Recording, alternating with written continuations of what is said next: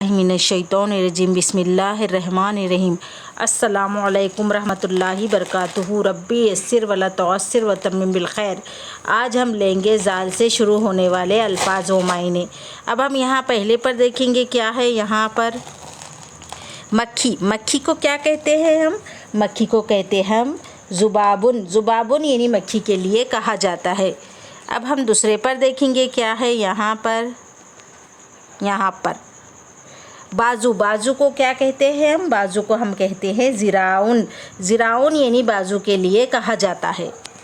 अब हम इसके बाद देखेंगे क्या है। यहाँ पर दुम, दुम के लिए क्या कहते हैं? दुम के लिए हम कहते हैं ज़नबुन। ज़नबुन यानी दुम के लिए कहा जाता है। अब हम इसके बाद देखेंगे क्या है। यहाँ पर आखिरी पर थूड़ी, थूड़ी के लिए क्या कहते हैं? थूड़ी के लिए कहते हैं ज़िख़्नुन। ज़िख़्नुन यानी थूड़ी के लिए कहा जाता है। आज हम यहाँ तक ही लेंगे। इसके आगे के एपिसोड में हम आपको बाद में बताएंगे।